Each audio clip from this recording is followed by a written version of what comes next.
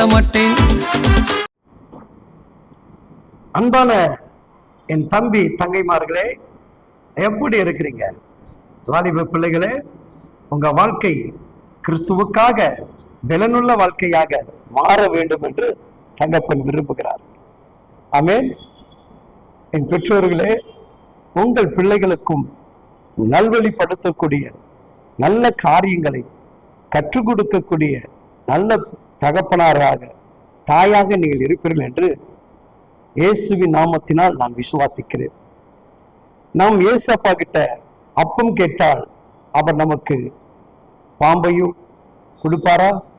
கொடுக்க மாட்டார் அல்லவா? அதுபோல் உங்க பிள்ளைகள் உங்களிடத்தில் கேட்கும் போது நீங்க நல்லதை கொடுப்பீர்கள் என்று நம்புகிறதை போல அதுபோல் உங்கள் பிள்ளைகளுக்கும் நல்ல வார்த்தைகளை சொல்லி அவர்களை பெருக பண்ணக்கூடிய வழியில உருவாக்கக்கூடிய நல்ல தாய் தகப்பனாக இருக்க வேண்டும் என்று தகப்பன் விரும்புகிறார். எசேக்கியேல் 36ஆம் அதிகாரம் 29வது வேத வசனங்கள் இவ்விதமாக சொல்லுகிறது.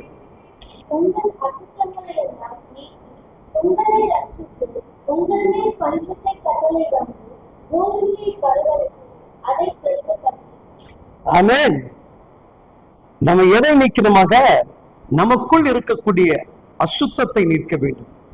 பரிசுத்த தேவனுக்கு விரோதமாக இருக்கக்கூடிய, தேவனுக்கு பிரியமாக செயல்படுத்த முடியாத காரியங்கள், அவர் விரும்பக்கூடிய காரியத்துக்கேற்றபடி நம்ம வாழ வேண்டும் என்று தேவன் விரும்புகிறார்.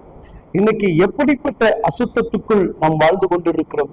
இந்த உலகத்தின் மத்தியில், பாவத்தின் மத்தியிலும் சாபத்தின் மத்தியிலும் நாம் இந்த உலகத்தின் வாழ்ந்து கொண்டிருக்கிற இந்த வாழ்க்கையில தேவன் சொல்லுகிறார், உன்னை என்னை அறியாமல் சில அசுத்தங்கள் நம்மை பின்தொடரலாம். அவைகள் எல்லாவற்றையும் நீக்கி தேவன் நமக்கு கொடுக்கப்பட்ட ரட்சிப்பை சரியாக உறுதியாக பற்றி கொள்வோம் என்று சொன்னால் உங்க வீட்டிலும் என் வீட்டிலும் பஞ்சமே வராதுங்க. கடனுடைய வியாதி பலவீனங்கள் ஒன்றுமே நம்மளை நெருங்க முடியாதுங்க. வந்தாலும் அடுத்த செகண்ட் எல்லாமே மறைந்து போகும். என வேதம் சொல்லுகிறது, அவர் நம்மை பெருக பண்ணுகிறவர், வரவழைத்து அதை நமக்கு ஆசீர்வாதமாக மாற்றி கொடுப்பார்.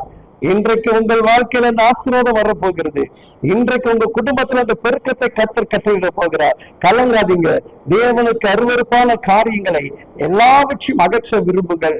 தகப்படத்திலிருந்து நன்மையும் கிருபையும் ஒத்தாசையும் ஆசீர்வாதத்தை நீரூற்றுகள் உங்கள் குடும்பத்தில் அளவில்லாமல் பெருகிறது. இதோ தீர்க்கதரிசன வார்த்தையாக நான் உங்களுக்கு சொல்லுகிறேன், தகப்பன் உங்கள் வாழ்க்கையை பெருக பண்ணுவார், பெருக பண்ணுவார், ஆசீர்வாதமாகவே வைத்திருப்பார். ஆமென்.